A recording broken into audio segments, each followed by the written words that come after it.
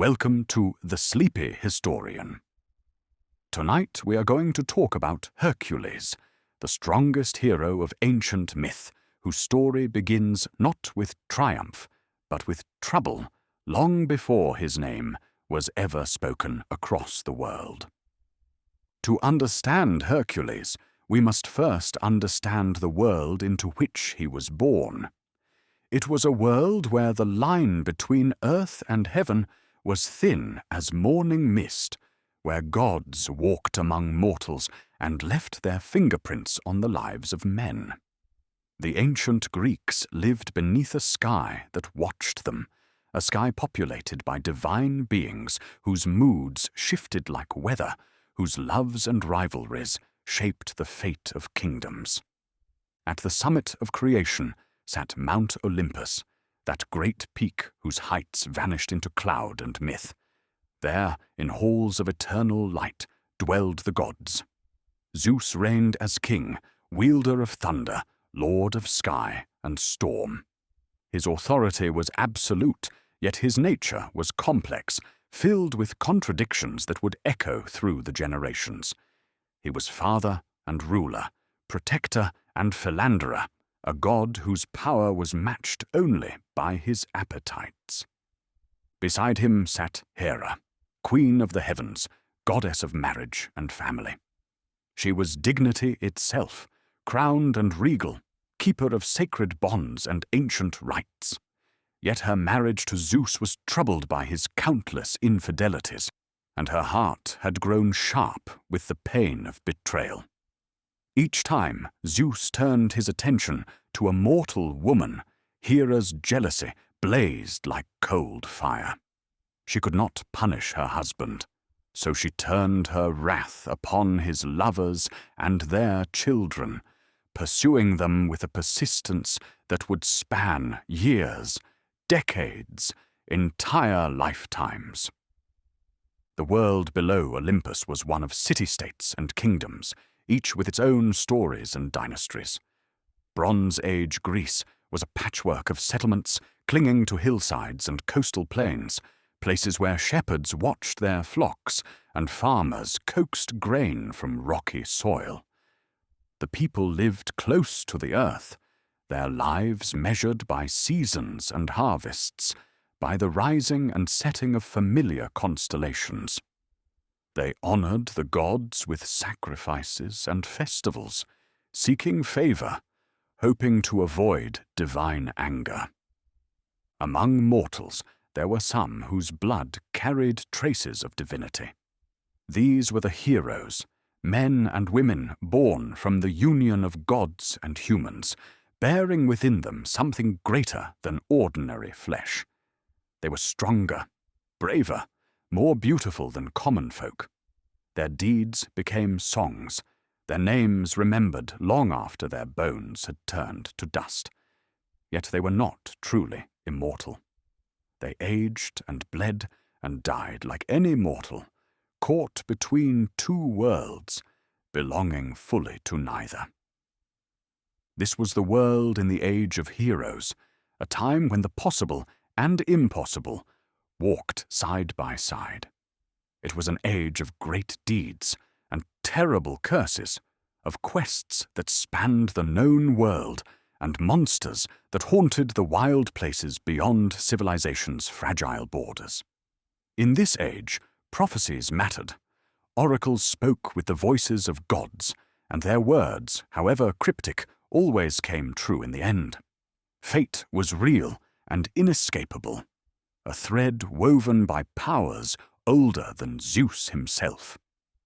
In the kingdom of Thebes, there lived a woman named Alcmene, wife of Amphitryon, a respected general. She was known throughout the land for her virtue and beauty, her wisdom and her faithfulness. She lived quietly, devoted to her household and her husband, expecting nothing more from life than the steady rhythms of domestic peace. She could not have known that she had caught the attention of Zeus, or that this attention would alter the course of her life, and bring into being a child whose name would outlast empires. Zeus was drawn to Alcmene precisely because of her virtue. In a world where he could have any mortal woman through force or trickery, it was the faithful ones who intrigued him most. He watched her from Olympus, studied her habits, waited for the right moment. When Amphitryon traveled away from Thebes on a military campaign, Zeus saw his opportunity. He took on the appearance of Amphitryon himself, becoming identical to him in every detail, and came to Alcmene in the night. She welcomed him as her husband, suspecting nothing. How could she? Every gesture was familiar, every word spoken in her husband's voice. That night, Zeus commanded the sun not to rise, stretching the hours of darkness so that one night became as long as 3. By the time morning finally came, Alcmene had conceived, though she did not yet know it. Zeus departed, returning to Olympus, leaving no trace of his deception, save the child that now grew within her. When Amphitryon returned home shortly after, he too lay with his wife, and so Alcmene came to carry twins, conceived in the same womb, but from different fathers, one mortal and one divine. This strange doubling would mark the beginning of a story defined by duality, by the tension between human and godly nature. On Olympus, Zeus could not contain his pride. At a gathering of the gods, he boasted that a child would soon be born who would rule over all the descendants of Perseus, the great hero and Zeus's own grandson. He spoke of this coming prince as if his supremacy were already assured, as if fate itself had been commanded to bow. The child, Zeus proclaimed, would be the greatest of all heroes, a mortal who would perform deeds worthy of the gods themselves. But Hera heard these words, and her heart turned cold. She knew at once that Zeus spoke of another bastard child, another product of his infidelity. She would not allow it. With careful steps she approached her husband and drew from him an oath. She made him swear that the child born that day from the line of Perseus would indeed be the ruler he had promised. Zeus, proud and careless, swore the oath before all the assembled gods. He did not see the trap. Hera moved quickly. She knew that Alcmene was not yet ready to give birth. But there was another woman of Perseus's bloodline, the wife of Sthenelus, king of Mycenae, who was 7 months pregnant with her own child. Hera flew down to earth and hastened that woman's labor, bringing forth her son prematurely. The child was named Eurystheus, and because he was born before Hercules, and because Zeus had sworn his oath, it was Eurystheus who would hold power over the hero yet to come. When Zeus realized what Hera had done, his rage shook Olympus itself. Thunder rolled across clear skies, but the oath was binding, spoken before witnesses, and even the king of gods couldn't break such a vow without losing his authority. The best he could do was set a limit. He decreed that the son born to Alcmene would serve Eurystheus, but only for a time, only for 12 great labors. After these were complete, the child would be free, and more than free. He would be granted immortality, a place among the gods themselves. Hera accepted these terms, but her anger did not fade. If she could not prevent the child's birth or nullify Zeus's prophecy entirely, she would make that child's life a torment. From the moment of his conception, the child who would be called Hercules was marked by divine hatred, his path shadowed by a goddess who would never forgive his existence. And so, the stage was set. In the tensions of Olympus and the quiet bedroom of a mortal woman, the greatest of all heroes was about to enter the world, carrying within him the seeds of both triumph and tragedy, strength and suffering. His story would be one of impossible deeds and unendurable pain, of a man trying to reconcile the warring halves of his nature.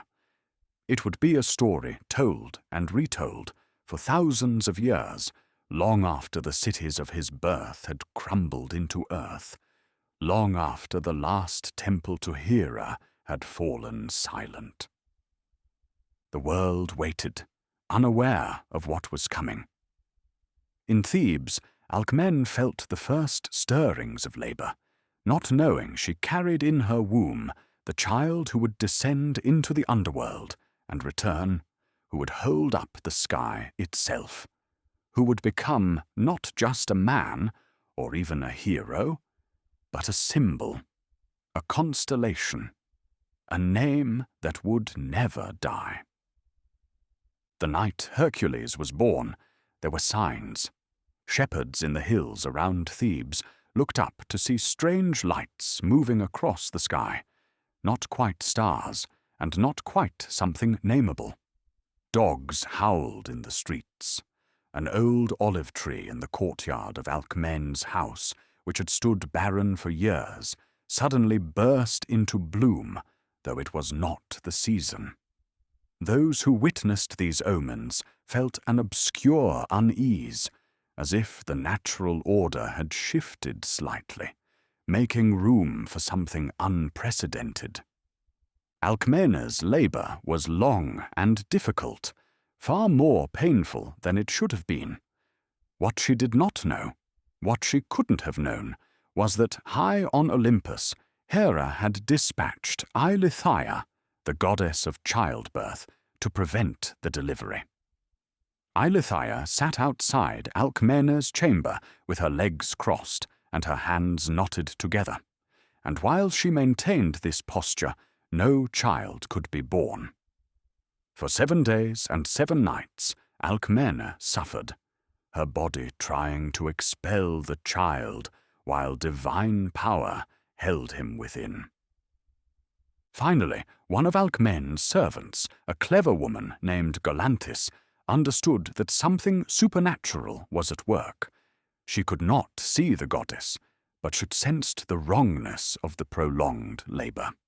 In desperation, she ran outside and cried out in joy that the child had been born, that Alcmene had been delivered of a son. Eileithyia, startled by this announcement, uncrossed her legs and released her hands in surprise, and in that instant, the spell was broken.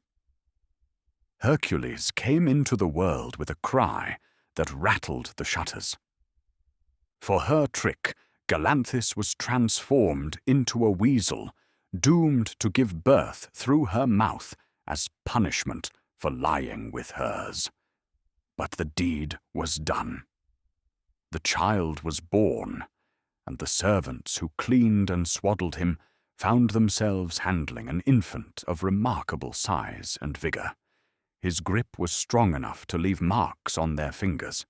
His cries were not the mewling of ordinary newborns, but loud, demanding, full of life. Alcmene named him Alkaios, meaning strength, though the world would come to know him by another name. Shortly after, his twin brother was born, the mortal son of Amphitryon, smaller and quieter, named Iphicles.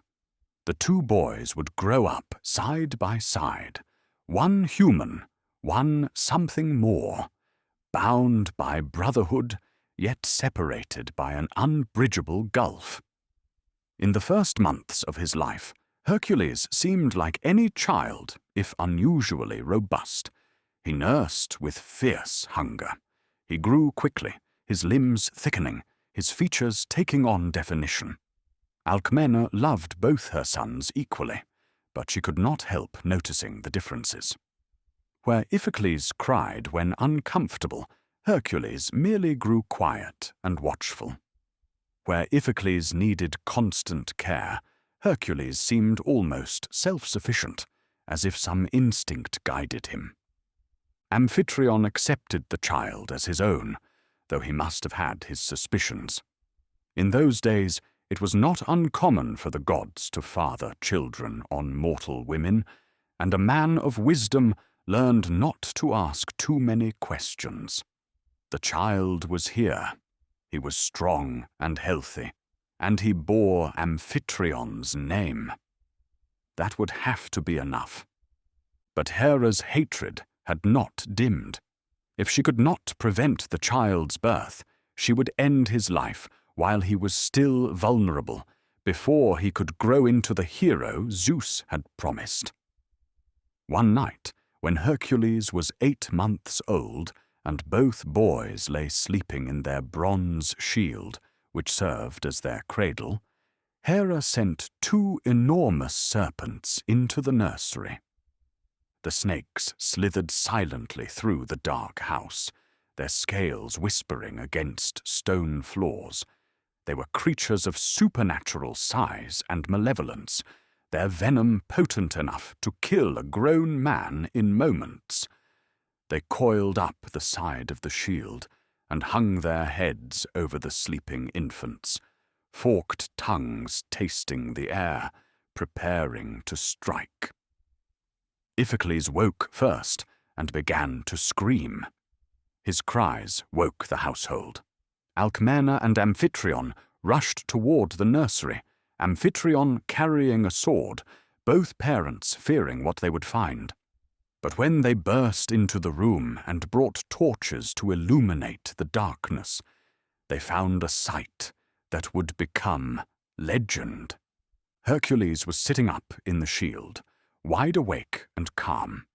In each of his small fists he held a serpent just behind the head, his baby fingers squeezed so tightly that the creatures could not escape. He was smiling, fascinated by the way the snakes writhed and coiled around his arms, treating them as toys, as new and interesting things to examine.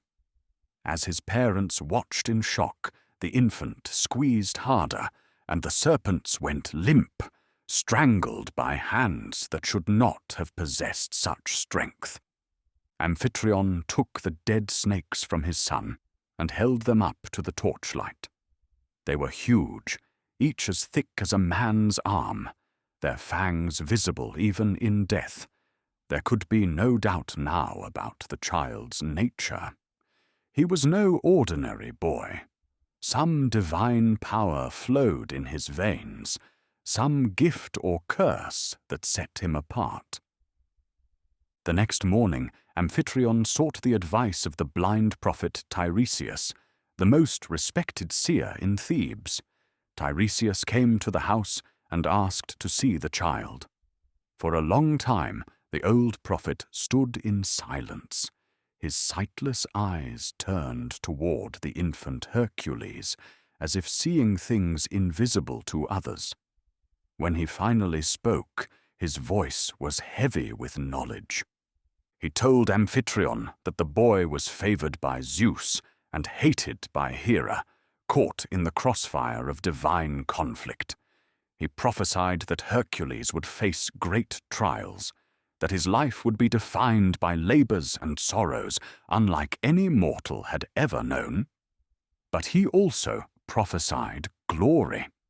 He said the child would defeat monsters, save cities, descend into places mortals feared to name. He said that after great suffering, the boy would ascend beyond the boundaries of mortal life and take his place among the eternal gods. Amphitryon thanked the prophet and sent him away with gifts. Then he and Alcmena sat together, looking at their sleeping son, this child who was both blessing and burden. They could not change his fate. They could not protect him from what was coming. All they could do was raise him as well as they could, give him the skills and virtues he would need to face whatever lay ahead. As the months became years, Hercules grew with alarming speed. By the time he was a year old, He had the size and strength of a 3-year-old. By 5, he was as large as a boy of 10. His appetite was enormous. He could eat as much in one meal as a grown man, yet he never seemed satisfied. His energy was boundless. While other children napped in the afternoon heat, Hercules would be outside, climbing, running, testing the limits of his body. But it was not just his physical nature that set him apart. There was something in his temperament, a quality that would define him all his life. Despite his strength, Hercules was gentle with smaller creatures. He played carefully with Iphicles, always aware that his twin was more fragile. When he found injured birds, he brought them to his mother to heal. There was a kindness in him, a fundamental decency that would persist through all the violence and tragedy to come. Yet there was also a wildness, a barely contained force that frightened those around him. When he was angry, his tantrums were terrifying. Once, in a fit of frustration, he struck a wall and left cracks in the stone. Another time, wrestling with other children, he accidentally broke a playmate's arm without meaning to. Amphitryon began to worry that the boy might hurt someone seriously, might do damage he could never undo. Alcmene sometimes watched her son from doorways, seeing in him both the child she had nursed and the stranger he was becoming. She loved him completely, but she also feared for him, knowing that the world wasn't made for someone like him, that his very nature would bring him into conflict with gods and men alike. At night, she prayed to any god who might listen, asking not for glory or greatness for her son, but simply that he might know peace, that he might find some measure of happiness in a life that seemed destined for struggle. In this way, the childhood of Hercules unfolded, marked by small miracles and quiet fears, a boy growing into something the world had never quite seen before, carrying within him the promise of legend and the certainty of pain. As Hercules grew older, Amphitryon made a decision that would shape the rest of the boy's life. He would give his son the finest education possible, training him not just in physical prowess, but in all the skills a hero of ancient Greece required. Amphitryon himself taught the boy wrestling and the handling of weapons, while he brought in masters to teach music, poetry, archery, and the management of chariots. The music teacher was a man named Linus, brother of the legendary Orpheus, and a renowned musician in his own right. He came to the house with his lyre, intending to teach Hercules the refinements of culture, to soften the boy's rough edges with melody and verse.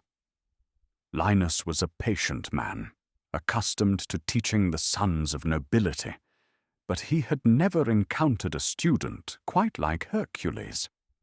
The boy had no natural aptitude for music.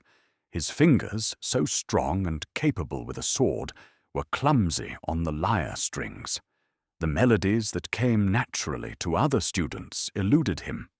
Linus corrected him again and again, his tone growing sharper with each mistake, until one day he lost his patience entirely and struck the boy across the shoulders with the lyre itself. It was meant as correction, nothing more than a teacher's discipline. But Hercules, who had been struggling to control his frustration, who had been enduring the constant criticism with growing resentment, reacted without thinking. He grabbed the lyre from Linus and swung it back. The instrument connected with the teacher's head with terrible force. Linus fell and did not rise again. The household erupted in chaos. A teacher had been killed, a respected man, and by a child no more than 12 years old. Hercules stood over the body, the broken lyre still in his hands, his face registering shock and horror as he realized what he had done. It was an accident, born of impulse and strength that could not yet be controlled, but the result was the same. Linus was dead. Amphitryon moved quickly to prevent the law from taking its course. He spoke to the authorities, called in favors, and argued that his son had acted in self-defense, that the teacher had struck first. In the end, Hercules was acquitted, but the incident left scars deeper than any court could address. The boy had learned that his strength, unchecked, could destroy. He had learned that anger, even momentary anger, carried consequences he could not undo.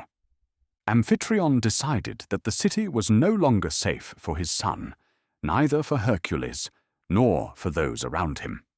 He sent the boy away to the countryside, to Mount Cithaeron, where he would live among the herdsmen and learn to tend cattle.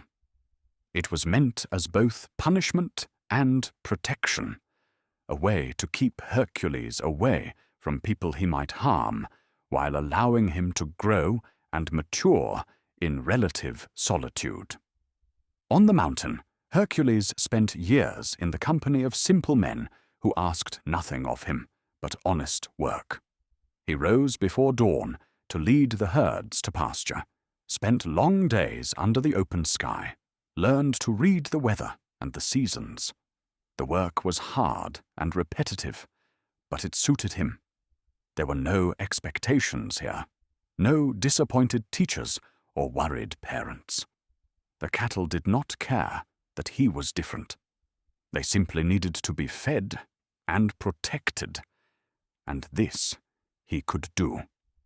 It was during these years that Hercules reached his full height and strength. By the time he was 18, he stood taller than any man in Thebes, his shoulders broad as a doorframe, his arms thick with muscle earned from labor. His voice had deepened into something like distant thunder. When he walked, the earth seemed to settle beneath his feet, as if acknowledging his weight, his substance, his presence. But for all his size and power, those who knew him during these years remembered him as quiet, almost shy. He spoke little, preferring to express himself through action. When a wolf threatened the herd, he tracked it for days and killed it with his bare hands, not out of cruelty, but from a simple sense of duty. When a fellow herdsman fell ill, Hercules carried him 20 miles to the nearest healer without stopping to rest. He had not learned wisdom yet, perhaps, but he had learned patience and responsibility. One day, a lion began killing the cattle on Mount Cithaeron. It was a massive beast, far larger than any ordinary lion, its hide so thick that arrows bounced off without penetrating. The herdsmen feared it and kept their flocks close, but they were powerless to stop the killings. Hercules decided to hunt it. For 50 days he tracked the lion through the rocky highlands of Cithaeron. He learned its patterns, where it denned, where it hunted, the paths it preferred. He saw the places where it had killed, the scattered bones of cattle and deer. Finally, one evening near sunset, he found it resting in a ravine, its belly full from a recent kill. Hercules approached without weapons, trusting only his hands. The lion sensed him and rose, its mane bristling, its eyes locked on this strange human who dared approach. For a moment they regarded each other, man and beast, both understanding that one of them would not leave this place alive. Then the lion charged. What followed was a battle that those who saw it could scarcely believe. Hercules caught the lion as it leaped, his arms wrapping around its body, holding it despite its thrashing and clawing. His chiton was torn away, his skin raked by claws, but he did not let go. He squeezed, pressing the animal against his chest, feeling its ribs strain and crack beneath the pressure. The lion roared once, a sound that echoed across the mountain, and then fell silent. When it was over, Hercules stood alone in the ravine, breathing heavily, the dead lion at his feet. He skinned the beast using its own claws, for no blade could penetrate that hide, and from that day forward he wore the lion's skin as a cloak, its head serving as a helmet. It became his signature, the image by which he would be known across the ancient world. The huge man in the lion skin, carrying a club cut from an olive tree, a figure from a time when heroes walked the earth. Word of the lion's death spread quickly. King Creon of Thebes heard of it and was impressed. He invited Hercules to return to the city and honored him with a public ceremony. In gratitude for his service to the kingdom, Creon offered Hercules the hand of his daughter, Megara, in marriage. She was beautiful and kind, the youngest of Creon's children, known for her gentleness and her wit. Hercules, who had known so little softness in his life, fell in love with her completely. They married in a ceremony attended by all the nobles of Thebes, and for a time it seemed that the dark prophecies of his childhood might be wrong, that he might live an ordinary life after all.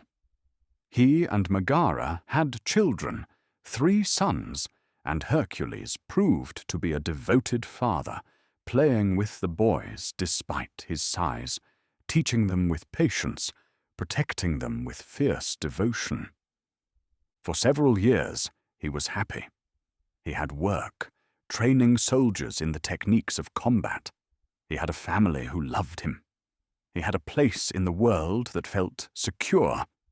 He began to believe that the worst was behind him, that the gods had finished with him, that he could simply live and age and die like any man. But on Olympus, Hera watched and waited. She saw the happiness in the mortal's eyes, saw how he dared to find peace despite her curse. Her anger, which had never truly cooled, flared anew. If Zeus's bastard thought he could escape his fate, if he thought he could live a normal life, she would remind him otherwise. She would show him that no peace was permanent, that happiness, for such as him, was always temporary. And so she began to weave the final thread of Hercules' childhood, the thread that would end his innocence forever and set him on the path of the labors, the path of suffering that would define the rest of his days. The madness came on a night like any other. Hercules had returned home from training soldiers, tired but content. He ate dinner with his family, listened to his children's laughter, held his wife as the evening deepened into night. There was no warning, no sign of what was approaching. One moment he was himself, and the next he was something else entirely. Hera's curse descended like a veil dropped over his mind. Suddenly, Hercules could not see the world as it truly was. His home became a battlefield in his eyes, his beloved wife and children transformed into enemies, hostile forces that threatened everything he held dear. The gentle voices of his sons became the war cries of soldiers. The familiar walls of his house became the ramparts of a fortress under siege. In his madness, Hercules believed he was defending himself and his kingdom. He reached for his weapons, the bow and arrows he had laid aside, and he fought against phantoms only he could see. The servants who tried to calm him became, in his distorted vision, part of the enemy host. He pursued them through the house, his strength and skill now turned toward destruction. When the madness finally lifted, as suddenly as it had come, Hercules found himself standing in a house that had become a tomb. His wife was dead. His children were dead. The people who had tried to stop him lay scattered like broken dolls. The walls were scorched and broken. Blood covered his hands, soaked into his lion's skin, pooled on the floor around his feet. The silence was absolute. No birds sang. No wind moved through the windows. Hercules stood frozen, his mind trying to comprehend what his eyes were showing him, trying to reconcile the impossible truth. He had done this. His hands, his strength, his weapons. The monster he had been fighting was himself. The grief that overcame him then was unlike anything the ancient stories describe elsewhere. He fell to his knees among the bodies of his family and made sounds that were not quite human, sounds of anguish so profound that those who heard them from a distance felt their own hearts contract with sympathetic pain. He tried to gather his children into his arms, as if he could somehow undo what had been done, as if love alone could restore breath to their bodies. But they were gone, and he had sent them away. And nothing in all the world could bring them back. For days, Hercules remained in that house, unable to leave, unable to move beyond the horror of what had happened. He would not eat or drink. He barely breathed. Amphitryon and Alcmene came to him, tried to comfort him, but there was no comfort possible. King Creon, now bereft of his daughter and grandchildren, looked upon Hercules with eyes that held no hatred, only sorrow too deep for words. Finally, the god Apollo himself intervened, appearing to Hercules in a dream. Apollo was the god of prophecy and purification, the one who could cleanse even the worst pollution. He told Hercules that he must leave Thebes, that he must seek atonement for what he had done. He instructed him to go to Delphi, to the oracle who spoke with Apollo's own voice, and to accept whatever penance she prescribed. Hercules rose from his grief as one rises from drowning, gasping and desperate. He left Thebes without farewell, unable to bear the sight of the city where he had been happy, unable to endure the kindness in people's eyes when he deserved only their hatred. He walked alone across Greece, traveling roads he barely saw, his mind locked in endless repetition of that terrible night. When he reached Delphi, he climbed the sacred slopes of Mount Parnassus to the temple of Apollo. The place was ancient beyond memory, built above a chasm in the earth from which sacred vapors rose. The priestess who served as oracle sat above this chasm, breathing the fumes, allowing the god to speak through her mortal throat. Hercules entered the temple as a supplicant, stripped of pride or hope. He knelt before the oracle and asked what he must do to atone for his crimes. The priestess looked at him with eyes that seemed to see through flesh and bone, seeing the divine blood in him, the curse that followed him, the doom and glory intertwined. She spoke in a voice not quite her own, words measured and strange, echoing in the stone chamber. She told him he must go to Tiryns, to King Eurystheus, the man who had been born before him, the man who by Zeus's own oath held power over him. Hercules must enter into Eurystheus's service and perform whatever tasks the king required of him. The oracle specified that there would be 10 labors, 10 tasks of such difficulty that only someone of Hercules's unique nature could accomplish them. The oracle spoke of more than punishment. She spoke of transformation. She said that through these labors, Hercules would win back his honor. Through suffering, he would achieve something greater than mere forgiveness. She said that if he completed these tasks faithfully, if he endured without complaint, he would transcend his mortal nature entirely. He would become more than a man. He would join the gods themselves, immortal and imperishable, his name spoken with reverence for as long as humans told stories. Hercules listened and accepted. He had no other choice. The guilt he carried was too heavy to bear without purpose. If these labors could transform that guilt into something meaningful, if suffering could become redemption, then he would suffer. He would do whatever was asked of him, no matter how difficult, no matter how long it took. He left Delphi and traveled to Tiryns, to the palace of Eurystheus. The king was a small man, nervous and weak, who had always resented the shadow that Hercules cast.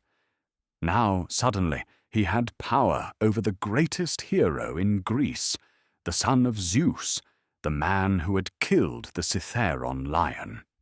Eurystheus could barely contain his satisfaction. When Hercules presented himself at court and announced that he had come to serve, Eurystheus smiled.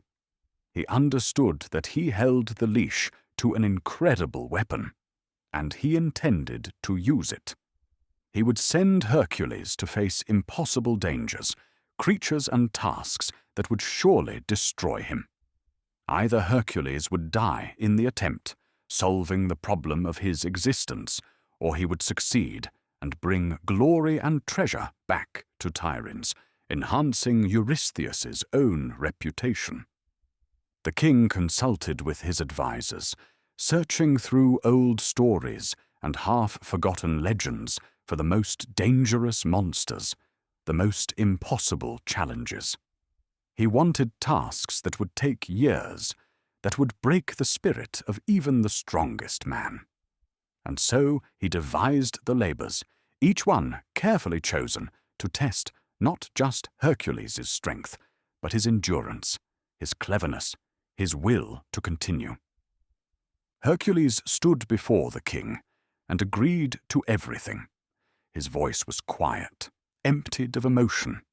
He was a man who had lost everything, who had nothing left to lose, and in that emptiness there was a terrible kind of freedom. He would do these labors. He would walk through hell itself if required. Perhaps somewhere along that road he would find a way to forgive himself, though he doubted it. More likely, he would simply exhaust himself into numbness, and that would have to be enough. Eurystheus announced the first labor, and Hercules listened without expression. Then he turned and walked out of the palace, heading toward the wilderness where monsters dwelled, where the world was still wild and dangerous, where a man could test himself against forces that cared nothing for his guilt or his grief. The labors had begun, and they would not end until Hercules was either dead or transformed, one way or another. The Nemean Lion lived in a valley that had once been fertile and populated, but was now a place of bones and silence. The creature was no ordinary lion. It was said to be the offspring of the monsters, Typhon and Echidna, born of chaos itself, sent into the world to spread terror. Its hide was impervious to all weapons. Arrows bounced off its flanks like raindrops. Spears shattered against its skull. Swords bent and broke without leaving so much as a scratch. For years, the beast had terrorized the region around Nemea, killing livestock and travelers with equal indifference. The local people had long since abandoned their villages, fleeing to distant cities. Those who stayed lived in fear, barricading their doors at night, listening for the sound of heavy paws on stone, the low rumble that announced the lion's approach.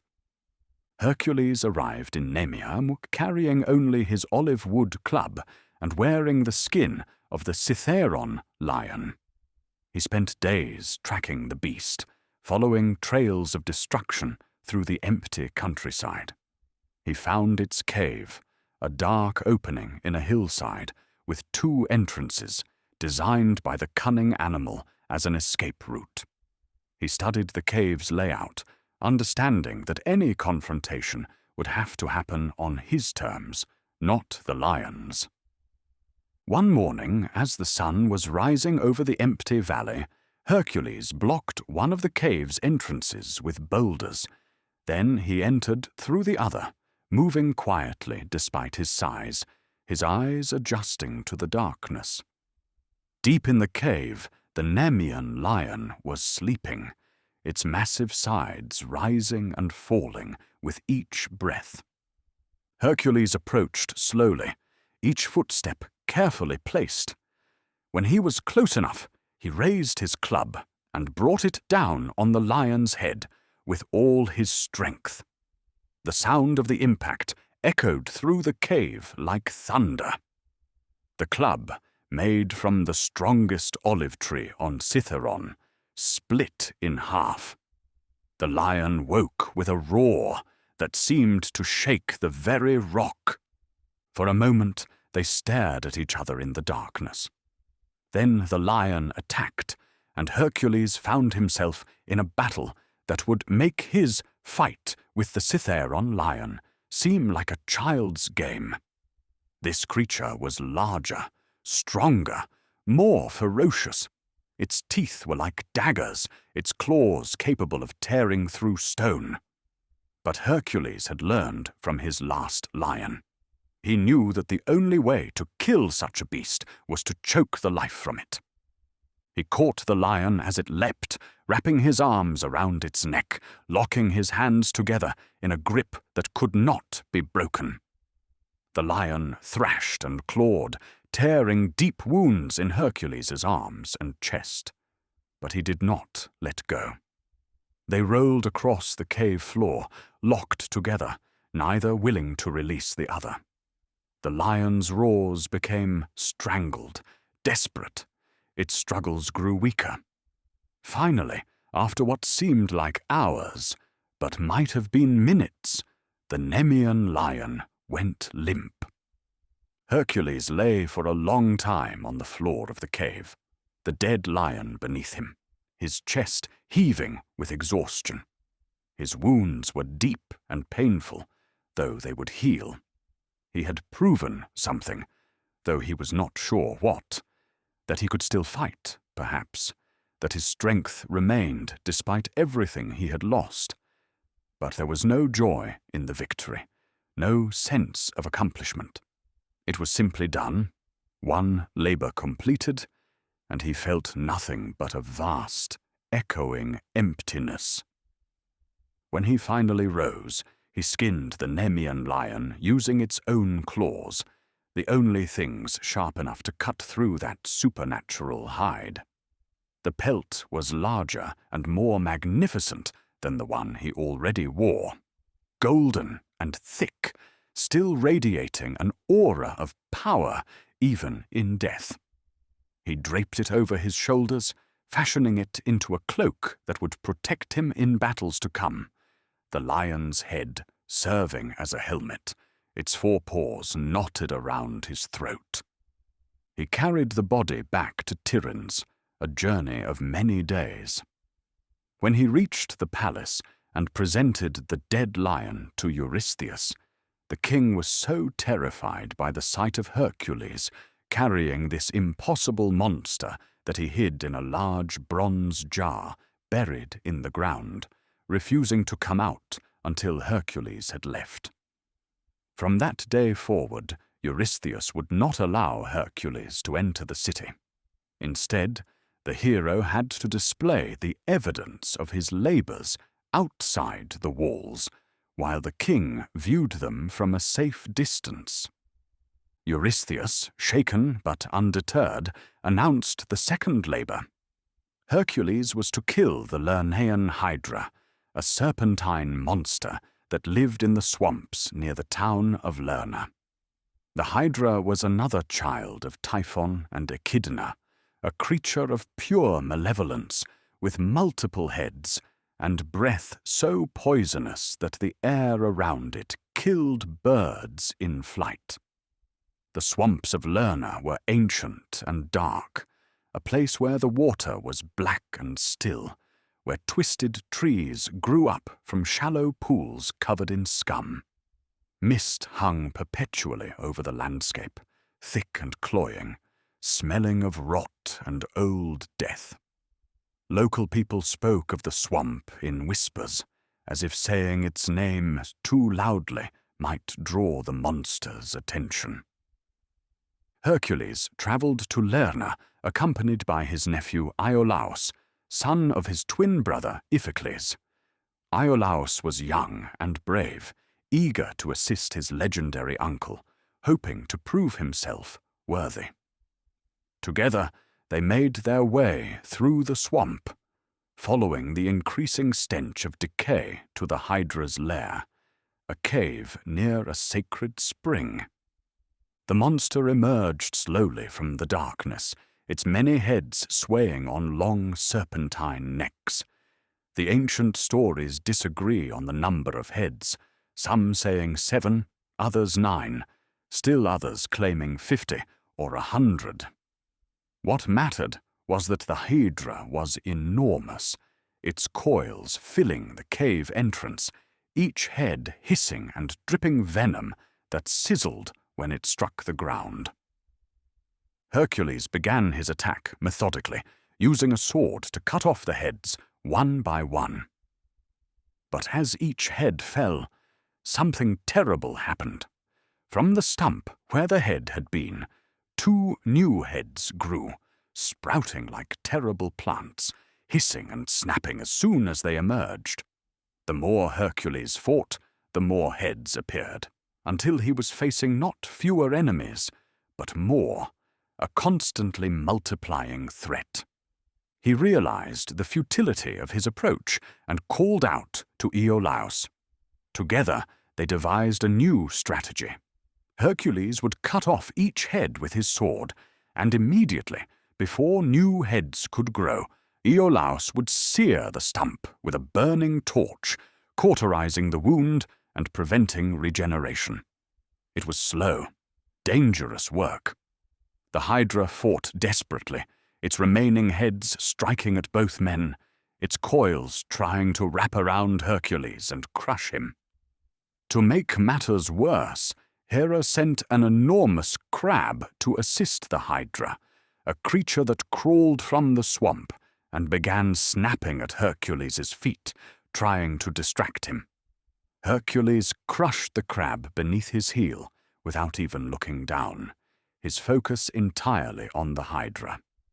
The crab died, and Hera, acknowledging its brave service, placed it in the heavens as the constellation Cancer. Head by head, Hercules and Iolaus destroyed the Hydra. Finally, only one head remained, the central head, which was said to be immortal and could not be killed by any means. Hercules severed this head with a mighty blow and buried it beneath a massive boulder, trapping it forever in the earth where it could do no harm. The Hydra's body collapsed into the swamp water, its blood spreading in dark pools. The blood was virulently poisonous, capable of causing wounds that would never heal. Hercules, seeing an opportunity, dipped his arrows in the Hydra's blood, coating their tips with venom. From that day forward, His arrows became weapons of terrible power, able to bring down any creature, mortal or divine, with the slightest scratch. He returned to Tiryns and reported his success to Eurystheus from outside the city walls. But the king, consulting with his advisers, declared that this labor didn't count toward the agreed 10. Hercules had received help from Iolaus, and the labors were meant to be accomplished alone. Therefore, Eurystheus announced Hercules would need to perform not 10 labors, but 12, to compensate for this assistance and for another labor that would later be disputed. Hercules accepted this judgment without protest. 2 labors had become 12. What did it matter? He was not counting days or tasks. He was simply moving forward, placing one foot in front of the other, doing what was required. If it took 12 labors instead of 10, if it took 20 or 30, he would continue. He had nowhere else to go, nothing else to do.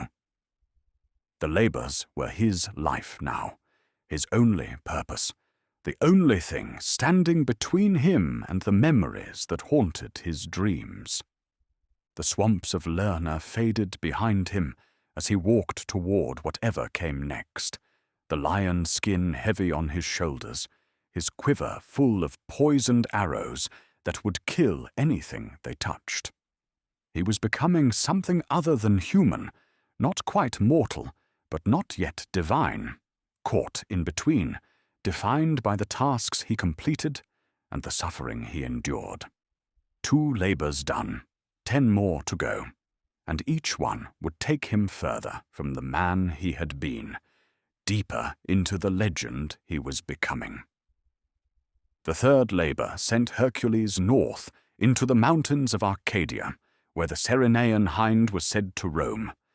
This was no ordinary deer. It was a creature sacred to Artemis, goddess of the hunt, a doe with golden antlers and hooves of bronze that could outrun arrows. The hind had been wandering the wilderness for years, free and untouchable, beautiful in its wildness, perfect in its speed. Eurystheus commanded Hercules to capture the hind alive and bring it back to Tiryns. It was a calculated cruelty, this task. Killing the creature would be sacrilege, an offense to Artemis that would bring divine wrath down upon him. But capturing it without harming it seemed impossible. The hind was too fast to be run down, too clever to be trapped. It was a labor designed to fail, or worse, to force Hercules into an action that would destroy him. Hercules pursued the hind for an entire year. He tracked it across mountains and through valleys, through forests and along riverbanks. The creature always stayed just ahead of him, just beyond reach, leading him on a chase that spanned the length and breadth of Greece. Sometimes he would catch a glimpse of it on a distant ridge, its golden antlers catching the sunlight. Sometimes he would find its tracks in soft earth, perfect and delicate, leading onward.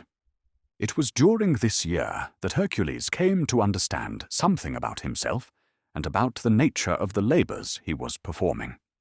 The task was not just about the capture, it was about the pursuit itself, the endless, patient effort. It was about learning that some goals required not strength, but endurance, not force, but persistence. Day after day, month after month, he followed the hind, never giving up, never allowing frustration to overwhelm him. In the silence of those mountains, far from cities and people, Hercules had time to think. The grief he carried was still present, still heavy, but it had become something he could bear, like the weight of the lion skin on his shoulders. He would never stop missing his wife and children. He would never forgive himself for what he had done to them. But he could keep moving forward. he could continue to exist in the world, perform these tasks, fulfill his penance. Finally, after a full year of pursuit, the hind paused to drink from a stream. It was exhausted as Hercules himself. He approached slowly, moving with a gentleness that seemed at odds with his enormous size. He did not want to frighten the creature, did not want to force it to run again. When he was close enough, he spoke to it softly, as one might speak to a frightened child, and then he reached out and grasped it carefully around the neck. The hind did not struggle. Perhaps it understood that the chase was over, or perhaps it simply had no strength left. Hercules lifted the creature and placed it across his shoulders, mindful of its delicate legs, careful not to bruise or damage it in any way. He began the long journey back to Tiryns, carrying the sacred animal with infinite care. But before he could leave Arcadia, he encountered Artemis herself, appearing in the forest path before him, with her bow drawn, her expression cold and dangerous. She demanded to know why he dared to lay hands on her sacred hind, why he thought he could steal what belonged to her. Hercules knelt before the goddess, still holding the hind, and explained his situation.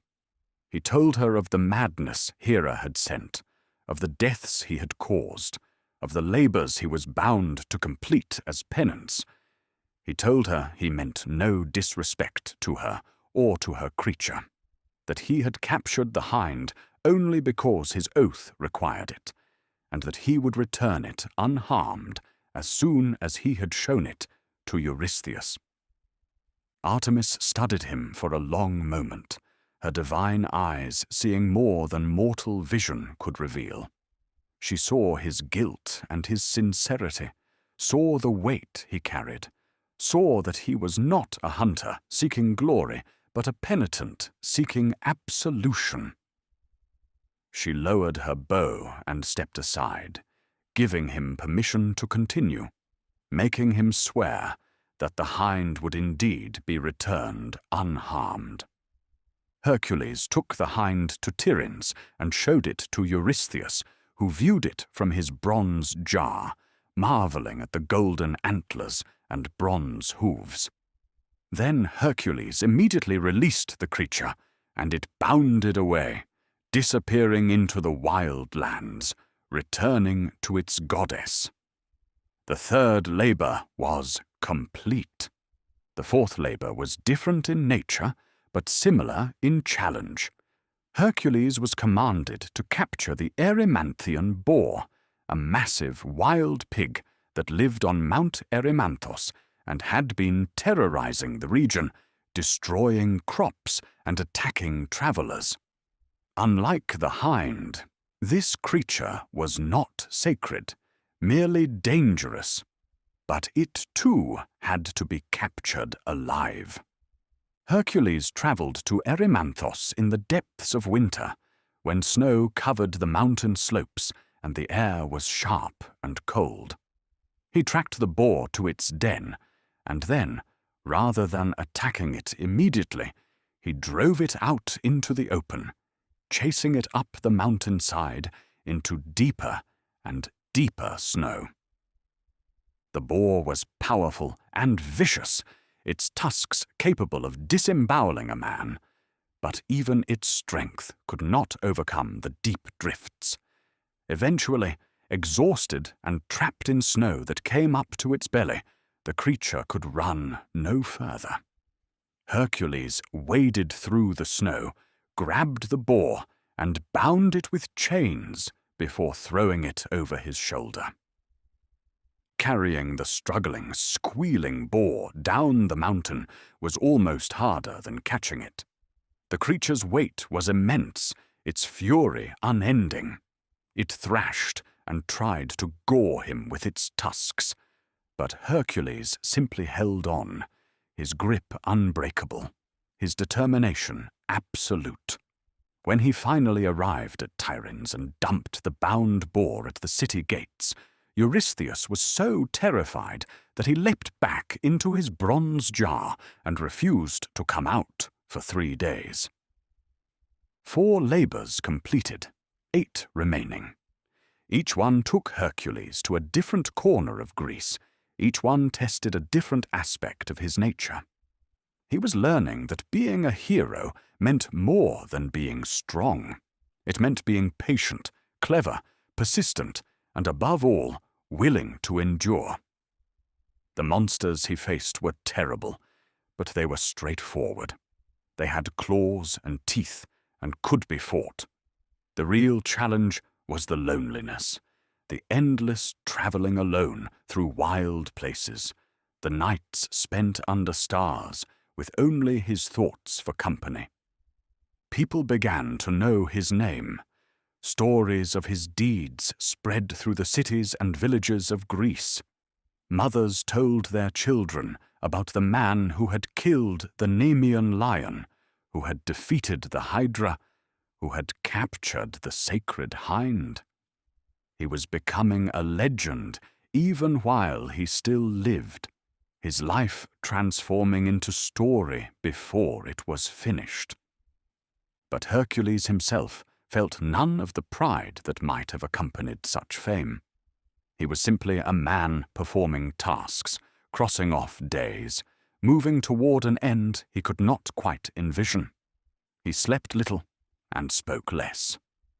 When he did speak, his words were quiet and measured, as if he rationed them carefully, as if speech itself was a form of energy he could not afford to waste. Those who met him during these years often commented on his silence, the way he seemed to carry an atmosphere of solitude with him even in crowds. He was courteous to those who offered him hospitality, grateful for food and shelter, but he never lingered.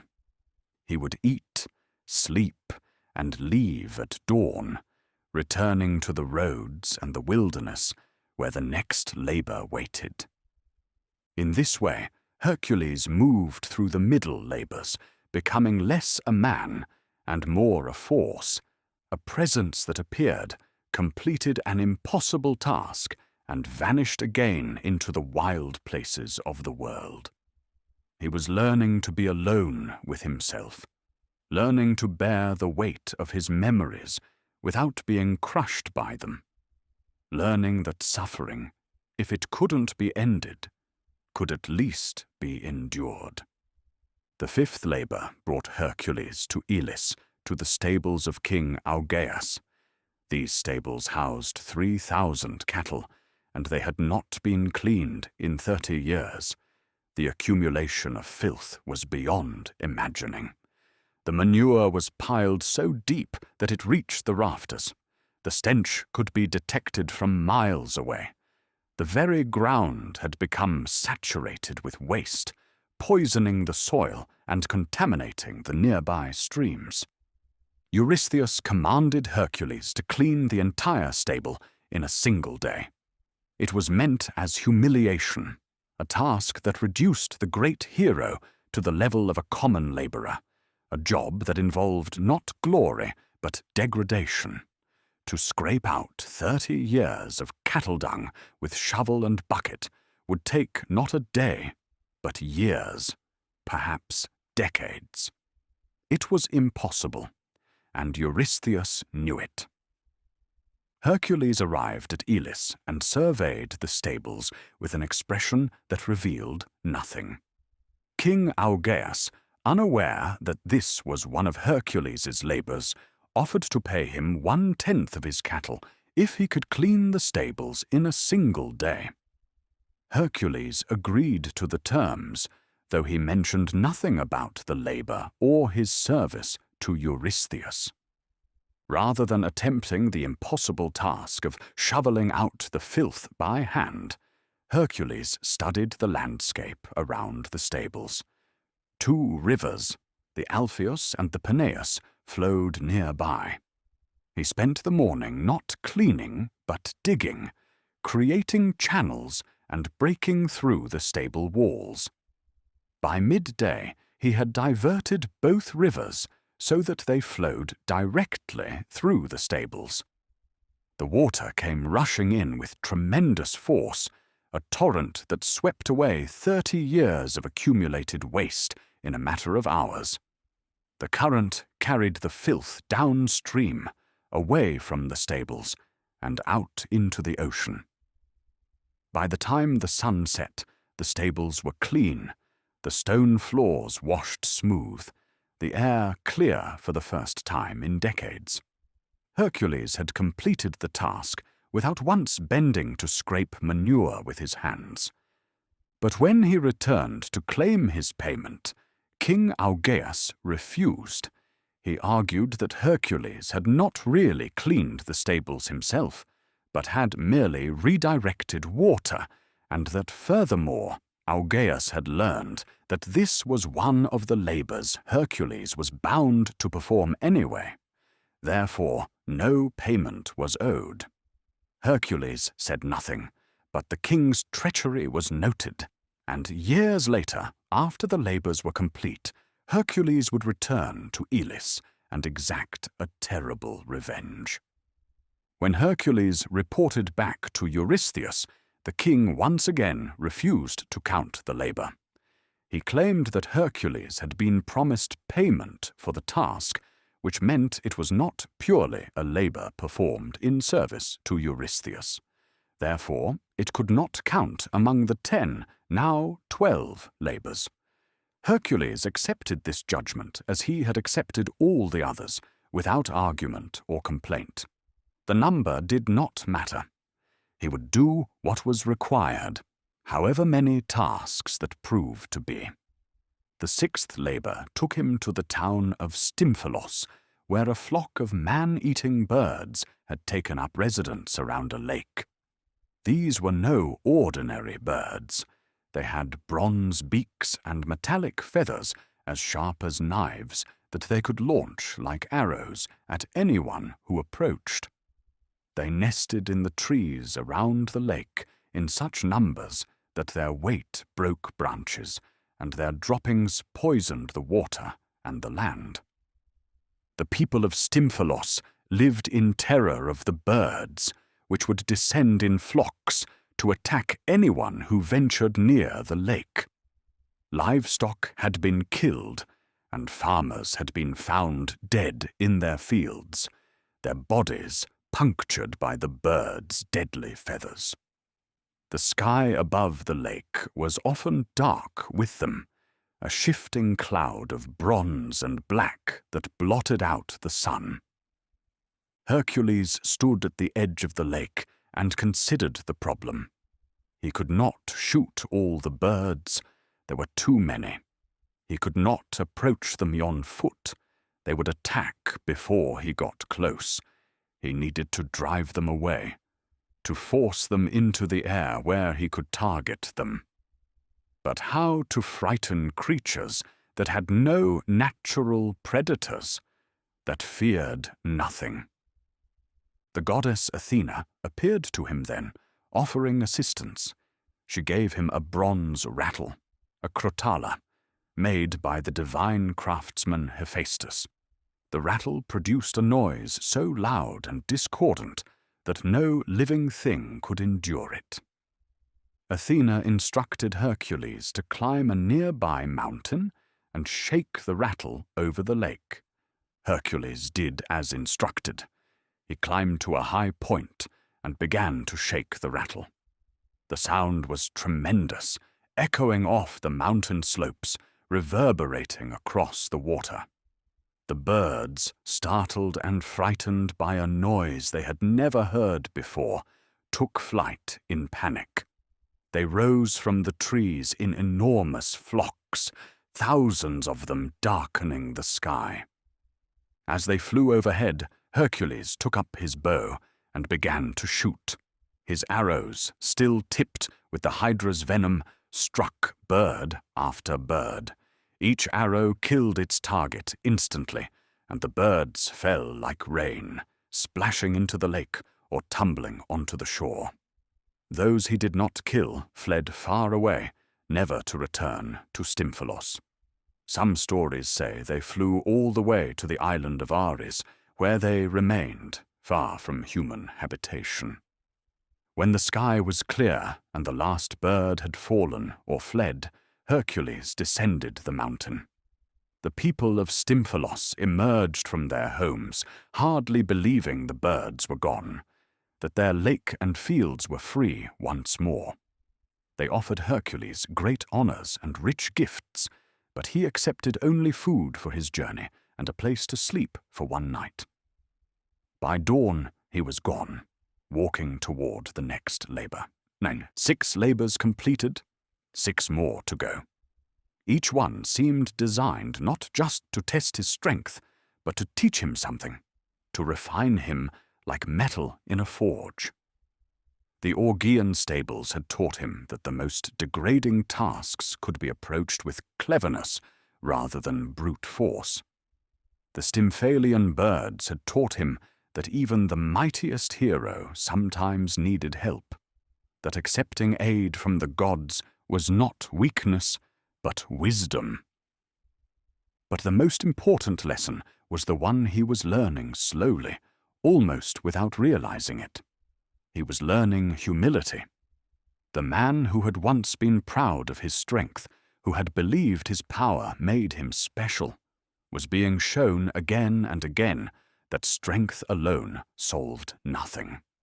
Monsters could be killed, impossible tasks could be completed, but these victories did not ease the guilt he carried or restore what he had lost. The labors were stripping away his pride, his assumptions about himself, everything he thought he knew about what it meant to be strong. They were reducing him to something essential, something pure. He was becoming a vessel, empty of everything except the will to continue, to endure, to survive one more day and one more trial. In the evenings, when he made camp in lonely places, Hercules would sometimes think about his wife and children, allowing himself to remember their voices, their faces, the warmth of his home before Hera's madness descended. These memories were painful, sharp as knives, but he did not push them away. He owed them that much. He owed them his grief, his guilt, his perpetual penance. If suffering was all he could offer them now, then he would suffer completely, holding nothing back. The stars turned overhead, marking the passage of seasons. Summer became autumn, became winter. Years were passing, though Hercules barely noticed. He had become ageless in his suffering, timeless in his labor, a figure moving through the landscape of myth, like a stone rolling downhill, inevitable and heavy, and unable to stop. The 7th labor took Hercules to the island of Crete, where a magnificent bull was terrorizing the countryside. This was the same bull that had carried Europa across the sea to Crete years before, a creature breathed into being by divine will. King Minos had promised to sacrifice the bull to Poseidon, but it was so beautiful that he had kept it for himself, sacrificing a lesser animal instead. In punishment, Poseidon had driven the bull mad, and now it rampaged across the island, destroying crops and threatening villages. Hercules traveled to Crete by ship, the first time in the labors that water had separated him from his goal. The sea journey was long and quiet, giving him time to watch the endless waves, to feel the rhythm of the boat rising and falling, to exist in the strange, timeless space that travelers know when surrounded by nothing but water and sky. On Crete, he tracked the bull to a valley where it had been cornered by local farmers who were too frightened to approach it. The bull was enormous, white as snow, with horns that gleamed like polished bronze. Even in its madness, it was beautiful, a creature of such power and grace that Hercules paused before confronting it, simply observing it, feeling something like respect. He approached the bull slowly, speaking to it in low, calm tones. The creature pawed the ground and snorted, preparing to charge, but Hercules did not flee or attack. He simply waited, his massive frame planted solidly, his hands empty of weapons. When the bull finally charged, Hercules caught it by the horns and wrestled it to the ground using the techniques his father had taught him decades before. The struggle was immense, but brief. Hercules' strength was greater, his will unbreakable. Soon the bull lay panting on the ground, subdued but not harmed. Hercules lifted the creature onto his shoulders and carried it to the shore, waded into the sea with the bull on his back, and swam all the way from Crete to the mainland. It was a feat that seemed impossible, a man swimming across miles of open ocean while carrying a massive bull. But Hercules accomplished it with the same methodical determination he brought to every labor. He brought the Cretan bull to Eurystheus, who viewed it from safety, and then ordered Hercules to release it. The bull wandered away toward Marathon, where it would cause trouble for years until it was finally killed by the hero Theseus. But that was not Hercules' concern. His labor was complete. The 8th labor sent him north to Thrace, to the kingdom of the savage Diomedes. This king kept a herd of horses that he fed on human flesh, mares so wild and vicious that they had to be tethered with iron chains and kept in bronze mangers. Diomedes would feed them with the flesh of strangers who were unfortunate enough to visit his kingdom, and the horses had grown crazed with this unnatural diet. Hercules traveled to Thrace with a company of volunteers, young men who sought glory and adventure by accompanying the famous hero. When they arrived at Diomedes' palace, Hercules went directly to the stables where the mares were kept. He overpowered the handlers, broke the chains that held the horses, and began to drive them toward his ship. Diomedes and his men pursued them, armed and angry.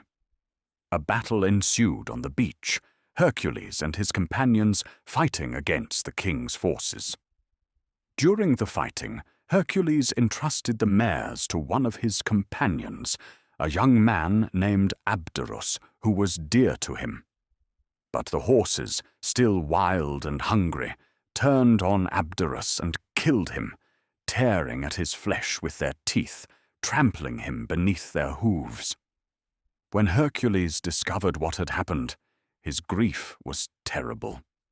He had lost another person he cared for, another death that could be traced back to him, to his labors, to the curse that followed him.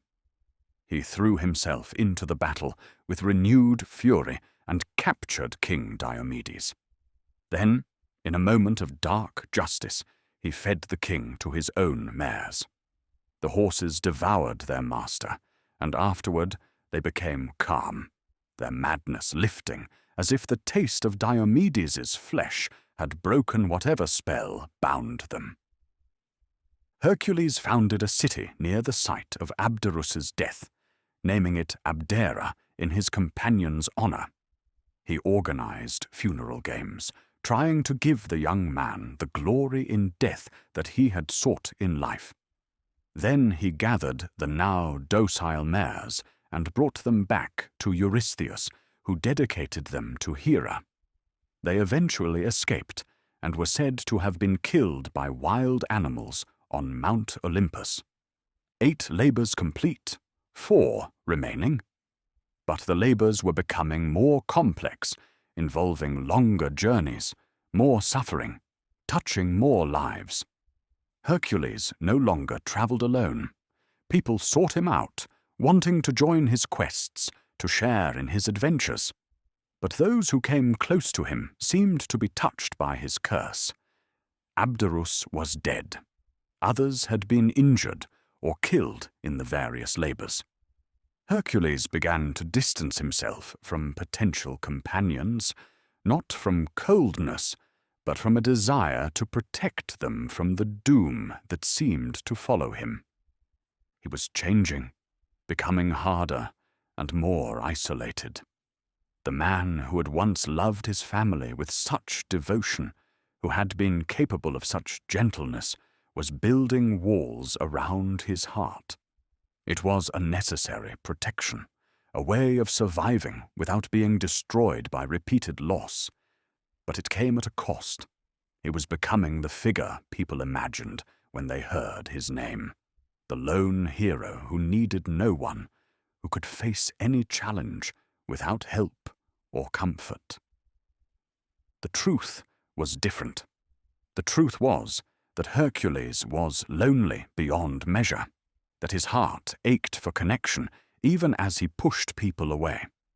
He wanted to be seen not as a hero or a monster, but as a man, flawed and guilty and trying to atone. But that recognition never came. People saw only the lion skin and the club, the enormous muscles and the impossible deeds. They could not see the person inside, the one who carried grief like a second skin, who performed each labor not for glory but for punishment, who would have given up all his strength for one more hour with his lost family. At night, sleeping beneath stars in nameless places, Hercules would sometimes dream of being ordinary.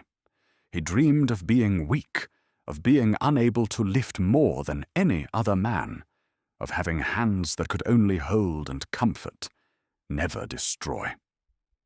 He dreamed of a life where his strength had never been tested, where Hera had never noticed him, where his wife and children still lived, and he was nothing more than a husband and father in a small house in Thebes. But morning always came, and with it the reality of who and what he was. The labors continued. The road stretched ahead, leading toward destinations he could not foresee, toward trials that would test everything he had left to give. The 9th labor took Hercules far from Greece to the land of the Amazons, the fierce warrior women who lived on the shores of the Black Sea. Their queen was Hippolyta, a woman renowned for her courage and skill in battle. She wore a golden belt given to her by her father, Ares, the god of war. This belt was a symbol of her authority and her divine favor, and Eurystheus's daughter had heard of it and desired it for herself. Eurystheus commanded Hercules to bring back the belt of Hippolyta. It was a labor that involved not monsters or creatures, but people, warriors who had done him no wrong, whose possessions he was being ordered to steal. It troubled him in a way the other labors had not. To fight monsters seemed just, even necessary. To take something from another person simply because a king's daughter coveted it seemed wrong. Hercules sailed to the Amazon lands with a ship of companions, men who had joined his expedition, seeking adventure and glory. The journey was long, taking him through waters he had never seen, past islands and coastlines that grew increasingly strange and foreign. He was leaving behind the familiar world of Greece, venturing into regions where the gods might be different, where the very nature of reality might shift. When he arrived in the Amazon capital, he was surprised by what he found. He had expected hostility, immediate conflict. Instead, Queen Hippolyta received him with courtesy, interested in this famous hero who had travelled so far. She listened to his story, heard of the labours and the penance he was performing, and she was moved by his honesty and his sorrow. Hippolyta admired Hercules' strength and his straightforward nature. She told him that she would give him the belt willingly, that no battle or theft was necessary.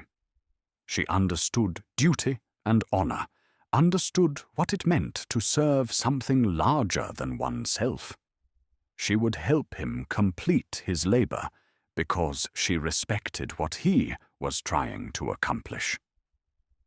But Hera, watching from Olympus, could not allow the labour to be completed so easily.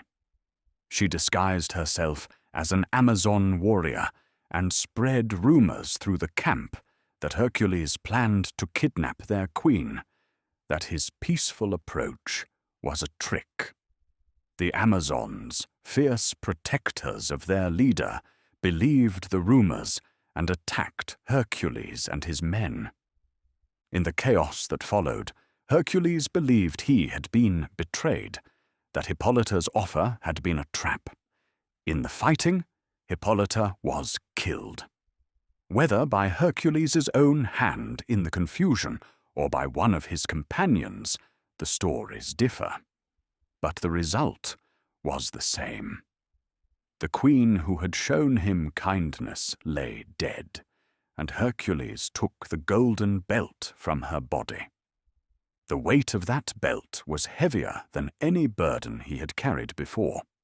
It represented not a victory over a monster, but a tragedy born of misunderstanding and divine interference.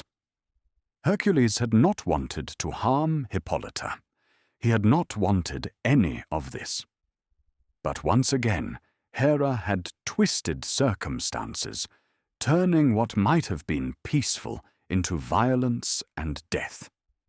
He returned to Greece, carrying the belt, and carrying the knowledge of another death that could be laid at his feet, another person who had suffered because he existed. He gave the belt to Eurystheus, who gave it to his daughter, and the girl wore it with delight, never knowing the cost at which it had been obtained. The 10th labour sent Hercules even further from home, to the western edge of the known world, to an island called Erythea, where the giant Geryon kept a herd of magnificent red cattle. Geryon was a monster with 3 bodies joined at the waist, 3 heads and 6 arms. He was guarded by a herdsman and a 2-headed dog named Orthrus, brother of Cerberus. Hercules was commanded to steal Geryon's cattle and bring them back to Greece. The journey to Erythea was an epic in itself, taking months, leading Hercules through lands that Greeks barely knew existed. He travelled through what would later be called Spain, setting up pillars at the strait between Europe and Africa to mark the limits of the known world. These pillars of Hercules would stand for millennia as symbols of the edge of everything, the boundary between the familiar and the unknown. The sun beat down on him relentlessly as he travelled through hot, arid lands. Frustrated by the heat, Hercules shot an arrow at the sun itself, a moment of rage and exhaustion that might have brought divine punishment. But Helios, the sun god, was amused rather than angry. He admired Hercules' audacity and lent him the golden cup he used to sail across the ocean each night, allowing Hercules to cross to Erythea. On the island, Hercules killed Orthrus with his club when the 2-headed dog attacked him. The herdsman tried to defend the cattle and was killed as well. Finally, Geryon himself emerged, his 3 bodies making him a formidable opponent. The battle was long and strange, fighting against an enemy who could attack from multiple angles simultaneously, whose 3 heads could see in all directions. Hercules used his bow, shooting all three of Gerion's bodies with arrows tipped in hydra venom. The giant fell, his three bodies collapsing in a heap, and Hercules claimed the red cattle. Then began the arduous journey home, driving the herd across the breadth of the known world, through what would become France and Italy, around coastlines and through mountain passes, a trek that took years. Along the way, various obstacles arose. Local kings tried to steal the cattle. Bandits attacked. At one point, Hera sent gadflies to scatter the herd, and Hercules spent months gathering them again. He passed through regions where he performed other deeds and founded cities, his labor expanding into something approaching a journey of exploration, marking the boundaries of the Greek understanding of the world.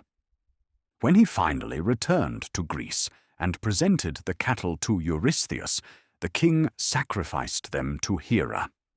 It was another irony, another way in which the labors served the goddess who hated him. Everything Hercules accomplished seemed to feed back to Hera, increasing her glory, demonstrating her power over even the greatest hero. 10 labors complete, 2 remaining. But Hercules was no longer the man who had begun this journey. Years had passed, perhaps a decade or more. His body was scarred from countless battles. His hands were rough and calloused. His face had grown harder, more weathered, marked by suffering and time. He had traveled to the edges of the world and back. He had seen wonders and horrors. He had killed monsters and people, had stolen and destroyed and conquered. The 11th labor was different from all the others, a task that would take Hercules beyond the mortal world entirely, to a place where even geography became uncertain. Eurystheus commanded him to fetch the golden apples of the Hesperides, fruit that grew in a garden at the western edge of the world, tended by nymphs who were daughters of the night, guarded by a dragon that never slept. These were no ordinary apples. They had been a wedding gift from Gaia, the earth itself, to Hera when she married Zeus. They grew on a tree of surpassing beauty in a garden that existed somewhere beyond the sunset, in a realm where mortals were not meant to tread. The dragon Ladon, with 100 heads, coiled around the tree's trunk, watching with eyes that saw everything, speaking with mouths that never closed. The problem Hercules faced immediately was that no one knew exactly where the garden was located. The Hesperides dwelt somewhere at the world's edge, but the world's edge was not a fixed location.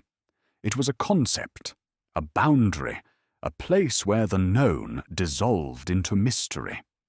Hercules would have to search, following rumors and hints, trusting to fortune and the gods. His search took him first to the river god Nereus, who knew all things but would not share his knowledge willingly. Hercules found the ancient deity sleeping on a shore and grabbed him, holding on as Nereus changed shape again and again, becoming water and fire, beast and bird, trying to escape. But Hercules had learned patience in his labors. He simply held on, his grip never loosening, until finally the exhausted god gave up and told him where to begin looking. Nereus directed him to the land of the Hyperboreans, a blessed people who lived in perpetual spring in the far north. From there, Hercules would need to seek the Titan Prometheus, who had been punished by Zeus for giving fire to humanity. Prometheus was chained to a mountain in the Caucasus, where an eagle came each day to tear out his liver, which would regenerate each night, ensuring eternal torment. Hercules journeyed north through lands that grew increasingly strange and beautiful, places where the normal seasons did not apply, where flowers bloomed year-round and the people seemed touched by divine grace. He found the Hyperboreans and was received with honor, for even in these distant lands his name was known. They directed him eastward, toward the great mountains where Prometheus suffered. When Hercules reached the mountain and saw the Titan chained there, saw the eagle descending to begin its daily feast, he felt a kinship with this being who had been punished for an act of compassion. Without hesitation, Hercules drew his bow and shot the eagle from the sky. Then he approached Prometheus and broke the chains that had held him for uncounted centuries. Prometheus, free for the first time since the world was young, was grateful beyond measure. In return for his liberation, he gave Hercules crucial advice. The Titan told him that he should not attempt to take the apples himself. Instead, he should seek out Atlas, the Titan who held up the sky, who was father to the Hesperides. Atlas alone could enter the garden without consequence. If Hercules could convince Atlas to fetch the apples for him, the labor might be completed without violence or sacrilege. Hercules traveled westward again, following Prometheus's directions until he came to the place where Atlas stood. The sight was almost beyond comprehension. The Titan was enormous, his shoulders broader than mountains, his arms thick as rivers. Upon those shoulders rested the vault of heaven itself, the entire weight of the sky, a burden he had carried since the gods defeated the Titans in the ancient war. Atlas saw Hercules approaching and spoke in a voice like distant thunder. He knew of the hero, knew of the labors, and he was intrigued by this mortal who had freed his nephew Prometheus. Hercules explained what he needed, and Atlas considered the request. He had been holding up the sky for longer than human civilization had existed. The burden was crushing, eternal, without respite. If Hercules could hold the sky for just a short time, Atlas would gladly fetch the apples and return. Hercules agreed, though he did not fully understand what he was agreeing to. Atlas instructed him on how to position himself, how to brace his legs and shoulders. Then, slowly, carefully, Atlas began to transfer the weight of the heavens onto Hercules. The moment the full weight settled on him, Hercules understood. It was not just physical weight, though that was immense beyond description. It was the weight of everything, the entire cosmos pressing down, every star and constellation, the sun and moon, the boundaries of space itself.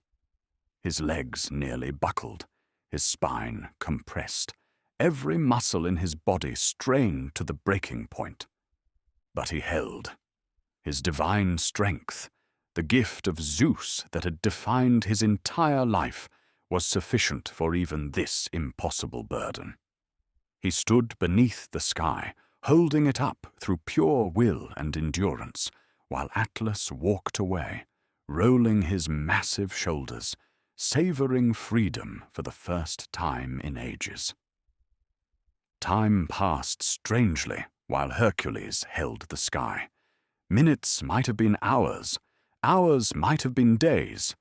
There was no way to tell, no way to mark the passage of time when every moment was consumed by the act of simply holding on, of not collapsing, of maintaining his position against a weight that wanted to crush him into the earth. Finally, Atlas returned, carrying 3 golden apples that glowed with their own inner light. But the Titan had discovered something during his brief freedom. he had remembered what it felt like to stand unburdened, to walk without the weight of heaven on his shoulders. And he had decided that he did not want to take the sky back. Atlas told Hercules that he would deliver the apples to Eurystheus himself, that Hercules should simply remain where he was, holding the sky. It was not a suggestion, but a declaration. Atlas intended to walk away, leaving Hercules trapped in his place, condemned to an eternity of holding up the heavens. For a moment, Hercules felt something like despair. After everything he had endured, after all the labors and suffering, was this how it would end? Trapped forever in this position, becoming a permanent feature of the landscape, holding up the sky until the world itself ended? But then his mind, sharpened by years of impossible challenges, found a solution. He called out to Atlas, agreeing to the arrangement, but asking for one small favor first. He said his shoulders were aching, that he needed to adjust his position and place a cushion across his shoulders to make the burden more bearable. Would Atlas hold the sky for just a moment, just long enough for Hercules to arrange the padding? Atlas, simple in his joy at being free, did not see the trick. He agreed and took the sky back onto his shoulders. Immediately, Hercules stepped away, grabbed the golden apples, and began walking eastward, back toward Greece. Atlas roared in fury, realizing he had been deceived, but he could not pursue. He was trapped again, condemned to hold up the sky forever, his brief taste of freedom making his eternal punishment even more bitter. Hercules carried the golden apples across the world, retracing the long journey home. The apples were beautiful beyond description, perfect in form, emanating a soft golden light that seemed to carry with it the essence of divine grace. He had been to the edge of the world and returned. He had held up the sky itself and survived. The 11th labor was complete. When he presented the apples to Eurystheus, the king was almost disappointed that Hercules had succeeded. These final labors had been chosen specifically because they seemed impossible, and yet Hercules had accomplished them all. Eurystheus took the apples, but seemed unsure what to do with them. Eventually, Athena intervened and returned them to the garden of the Hesperides, for such sacred things could not remain in mortal hands. 11 labors complete, 1 remaining. But that final labor would be unlike any of the others. It would require Hercules to go not west or north or to the edge of the world, but down into the underworld itself, into the realm of the dead, from which no living soul was meant to return. It would be the ultimate test, the culmination of everything he had learned and endured, a journey that would take him to the very foundations of existence and force him to confront the nature of death itself. The 12th and final labor was the most impossible of all.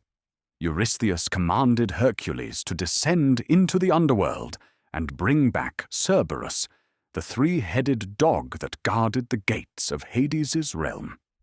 This was a task that violated the most fundamental boundaries of existence.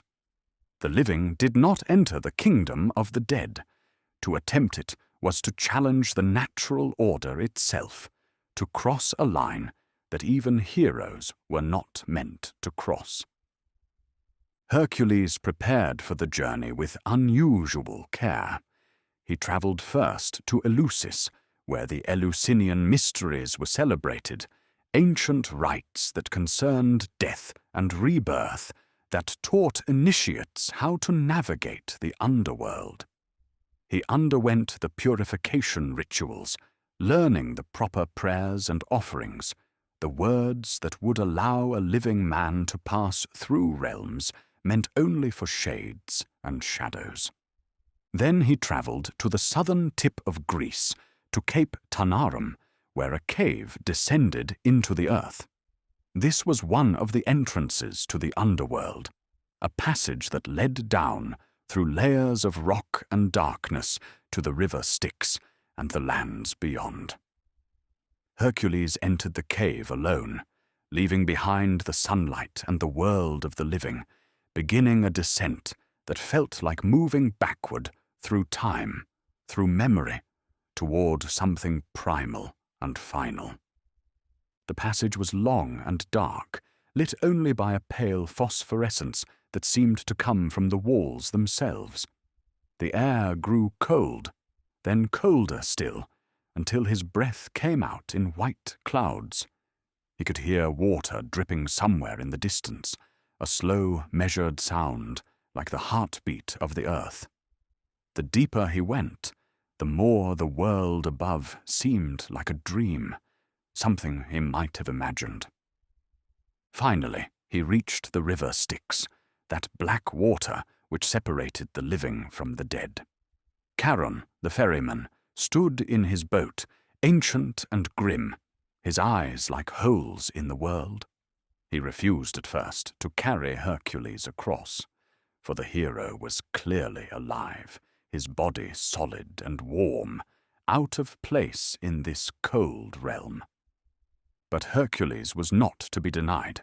He did not threaten Charon with violence, did not try to force passage. Instead, he simply stepped into the boat uninvited and sat down, his weight nearly capsizing the small vessel. Charon, surprised by such audacity, decided it was easier to ferry this strange passenger across than to argue with him. The boat slid across the dark water, silent except for the splash of the pole. On the far shore, Hercules entered the underworld proper. It was not the place of fire and torment that later traditions would imagine.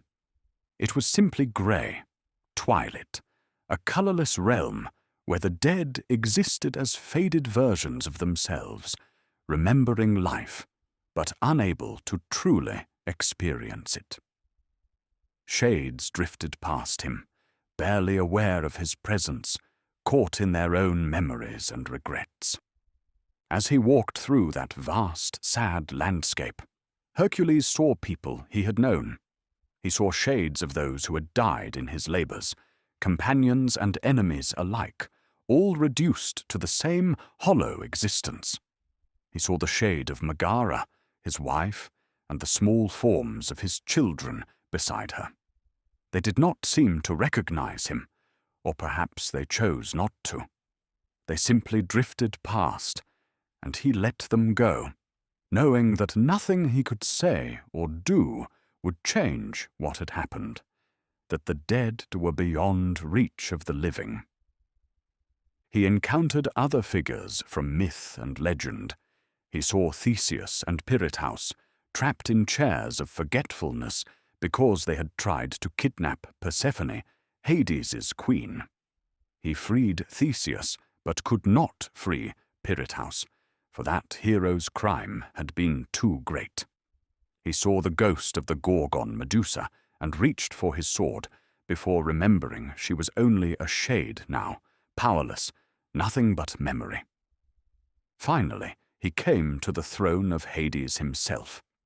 The god of the underworld sat in dark majesty, with his queen Persephone beside him. They were not cruel or hostile, merely solemn, guardians of the natural order who took their responsibilities seriously. Hercules knelt before them and explained his purpose. He asked permission to take Cerberus to the upper world to complete his final labor. Hades considered the request. He could have refused absolutely, as was his right. No living being had ever made such a request before. But Hades understood duty and service, understood what it meant to labor under an impossible burden. He saw in Hercules something of himself, a being trapped by circumstances, performing a role he had not chosen but couldn't escape. The god made an offer. Hercules could attempt to take Cerberus, but only if he could subdue the beast without using weapons, using only his hands and his strength.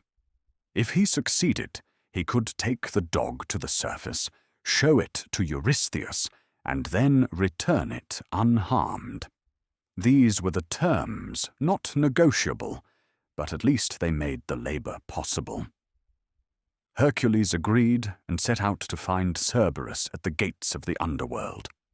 The dog was enormous, each of its 3 heads as large as a man, its body muscled and powerful, its tail a serpent that hissed and struck. It had guarded these gates since the beginning of the world, preventing the dead from escaping, ensuring that the boundary between life and death remained inviolate. When Cerberus saw Hercules approaching, all 3 heads growled, a sound that echoed through the underworld like earthquake. The serpent tail coiled and prepared to strike. But Hercules walked forward without hesitation, without weapons, his hands open and empty. The battle that followed was titanic. Hercules grappled with the 3-headed dog, his arms wrapping around the central neck, his legs braced against the creature's thrashing. The heads bit at him, tearing his lion skin, drawing blood. The serpent tail struck again and again, its venom burning where it touched his flesh. But Hercules held on, squeezing, pressing, using every technique he had learned in a lifetime of wrestling with monsters and beasts. Gradually, inevitably, Cerberus weakened. The dog's struggles became less fierce, its growls quieter.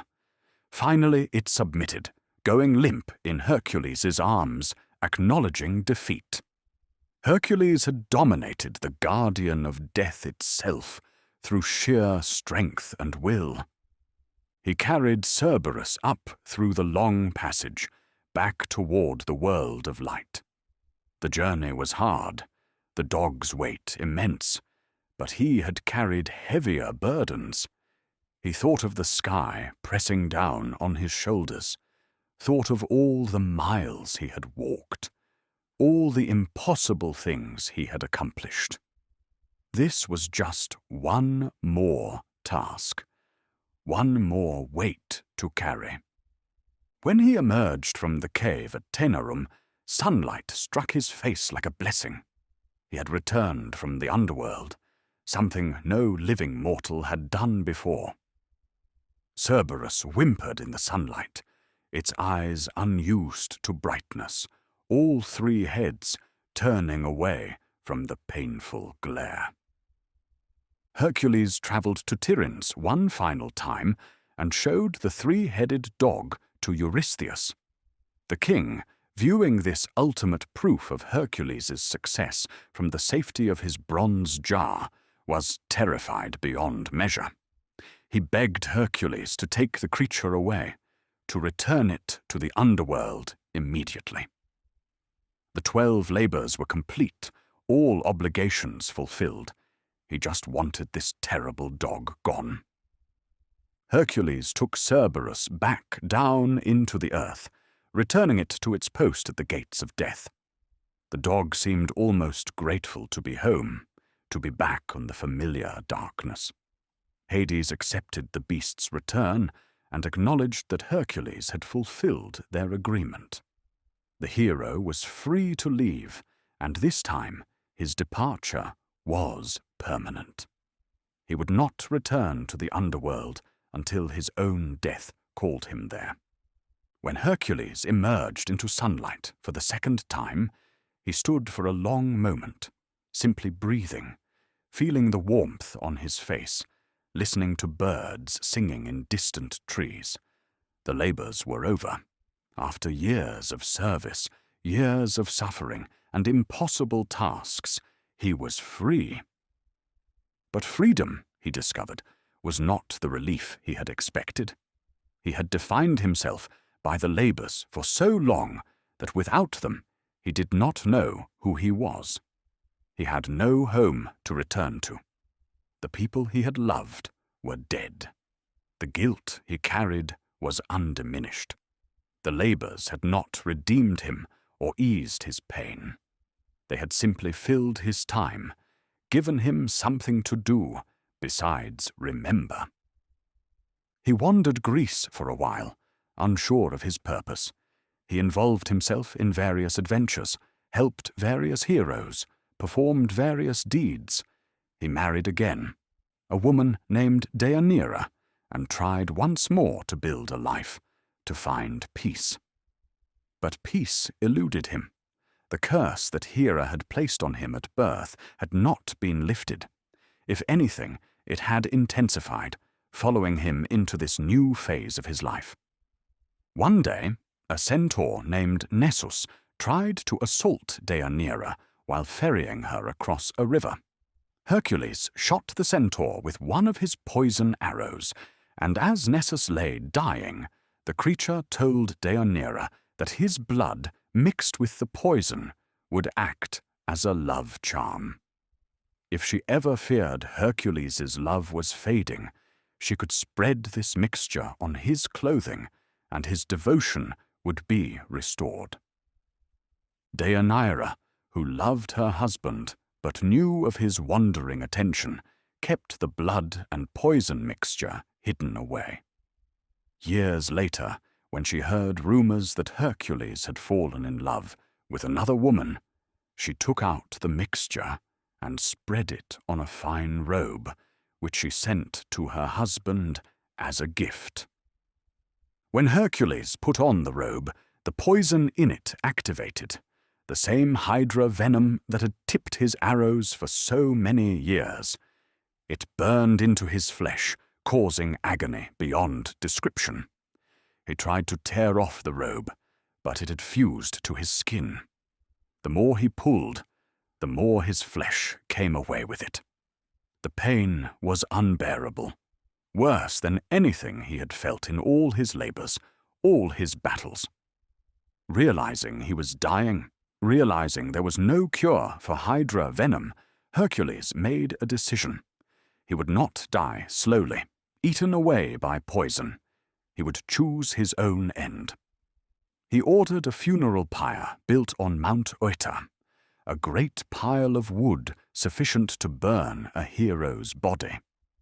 He climbed onto the pyre and lay down, asking those around him to light the fire. No one would do it.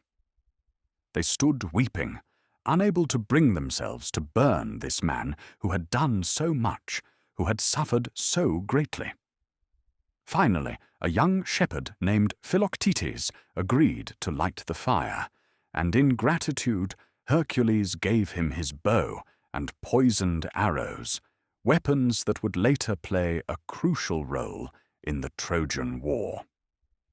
The flames rose around Hercules, consuming his mortal body, burning away the flesh that had carried him through so many impossible trials.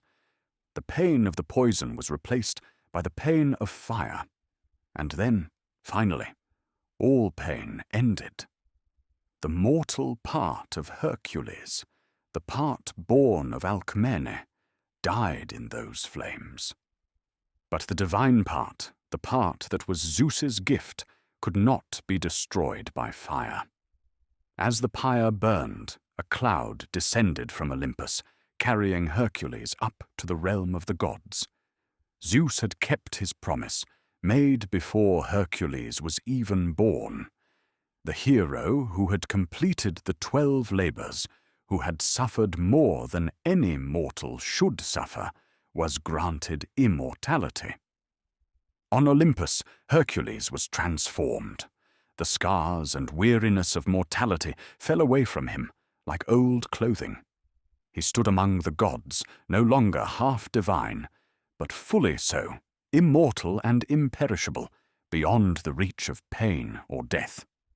Zeus welcomed his son, and even Hera, seeing him no longer as a threat, but as an accomplished fact, put aside her ancient hatred. She gave him her daughter, Hebe, goddess of youth, as a wife, and Hercules found at last the peace that had eluded him in life. But his story did not end with his ascension. Instead, it spread and grew, taking on layers of meaning with each telling. The 12 labors became the foundation of countless other stories, each one examining what it meant to be strong, what it meant to suffer, what it meant to be human struggling toward divinity. In the cities and villages of ancient Greece, parents told their children about Hercules, using his deeds to teach lessons about perseverance and courage. Temples were built in his honor, not as a god exactly, but as something between God and man, a figure who had walked both worlds and understood both. Athletes invoked his name before competitions, asking for a measure of his strength. Soldiers prayed to him before battle, seeking his protection.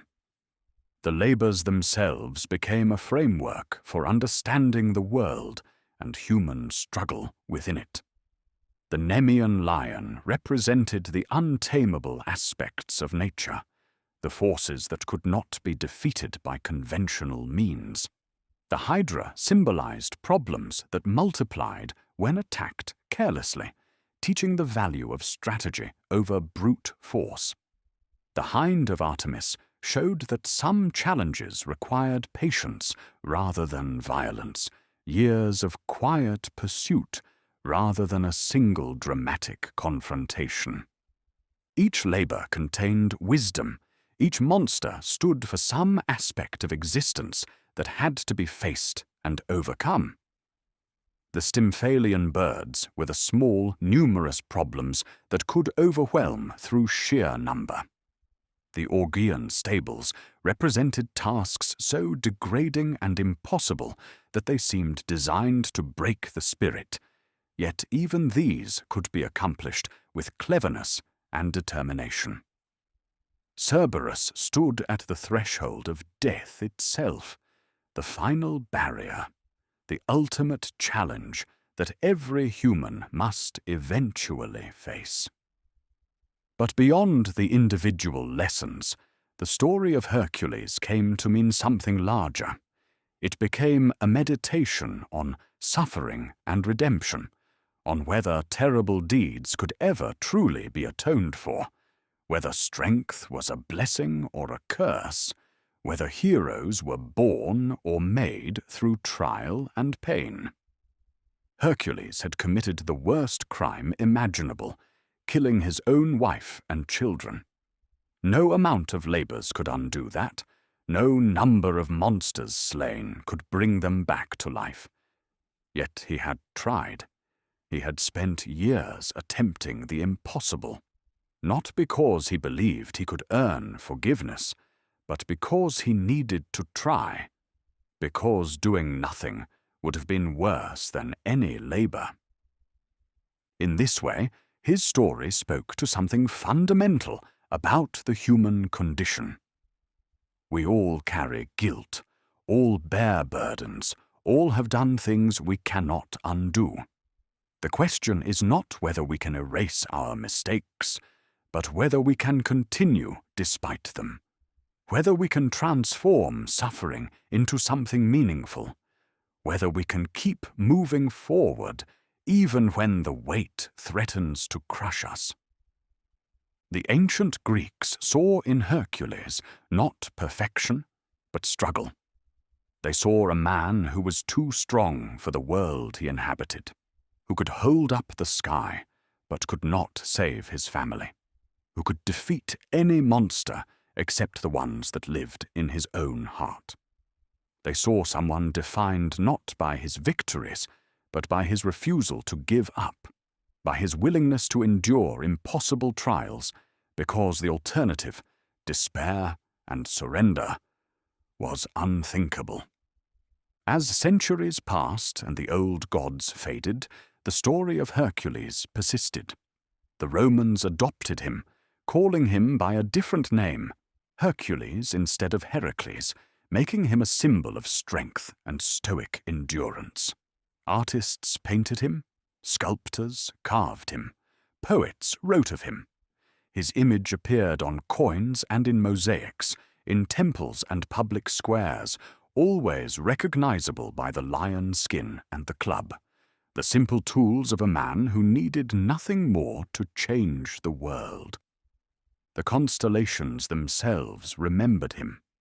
Zeus placed his sun among the stars, and on clear nights people could look up and see the hero kneeling in the heavens, forever frozen in a posture of labor or supplication, depending on how you interpreted the pattern. The constellation was a reminder that some struggles were eternal, some tasks never truly finished, but that there was dignity in the attempt, honor in the endurance. In the deep places of memory, where stories live longest, Hercules became more than a person. He became an archetype, a template, a pattern that other heroes would follow.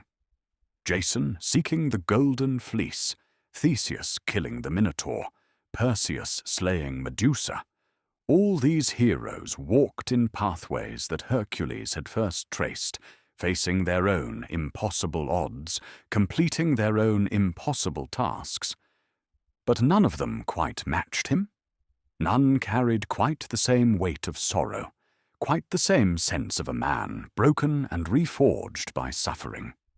Hercules remained unique, the hero who was too strong, who lived too much, who suffered too deeply, who became, in the end, not just a god, but a symbol of what humans could endure when they had no choice but to endure. His temples eventually crumbled. The stories changed with each telling, details shifting, emphasis moving, until 100 different versions existed, each one true in its own way. Some stories said he performed more than 12 labors, others added different adventures, different loves, different tragedies. The core remained constant, but the edges blurred, as all old stories eventually blur, until history and myth became indistinguishable. In the end, what persisted was not the precise details of his life, but the feeling of his story, the emotional truth of it. A man who was given too much strength and not enough wisdom. A family destroyed by divine jealousy. A life spent trying to atone for sins committed in madness.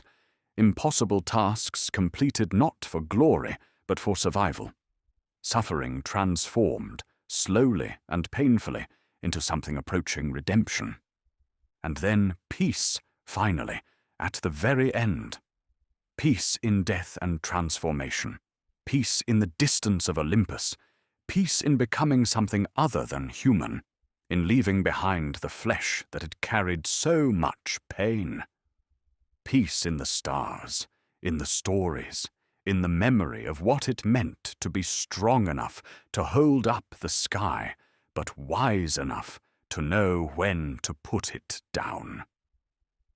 The night sky turned overhead, the same stars that had watched Hercules in his labors, still watching now, still marking the hours, still holding his image in their eternal patterns.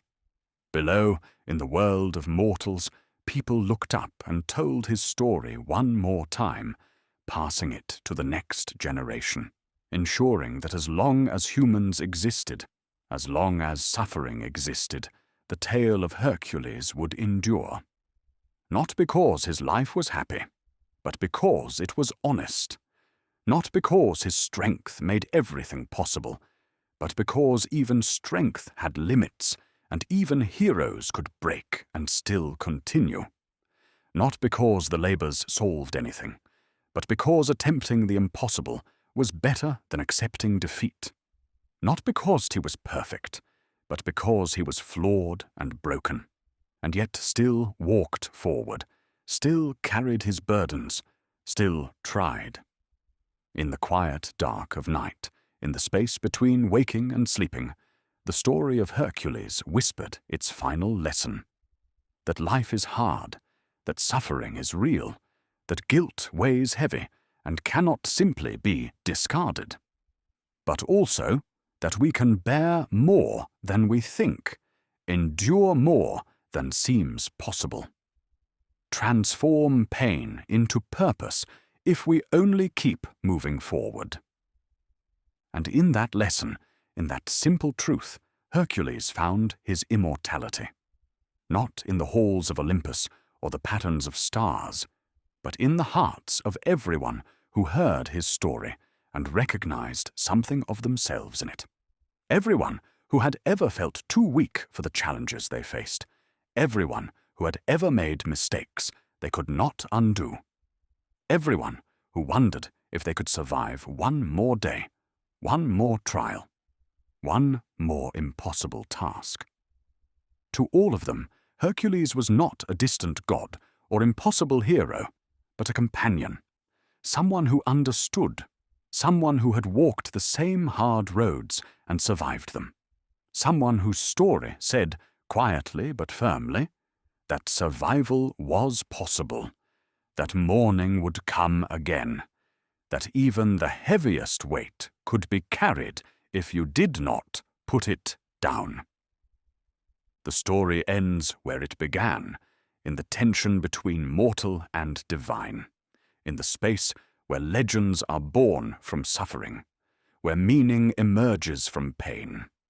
Hercules, the strongest hero of ancient myth, whose story began not with triumph but with trouble, found his way through 12 impossible labors to a peace beyond pain, beyond memory, beyond the reach of jealous gods and mortal frailty.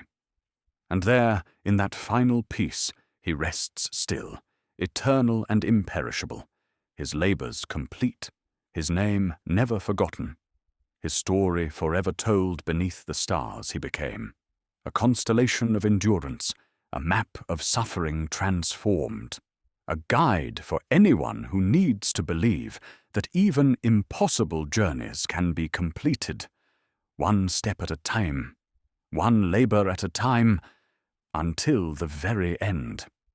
The night deepens, the stars shine on, and in the quiet spaces of sleep, the story of Hercules continues, as it has for thousands of years, as it will for thousands more, a whisper of strength in the darkness, a promise that dawn will come, a reminder that even heroes are human, and even humans can become something more if they only keep moving forward, keep trying, keep holding on until finally, inevitably, they find their way home.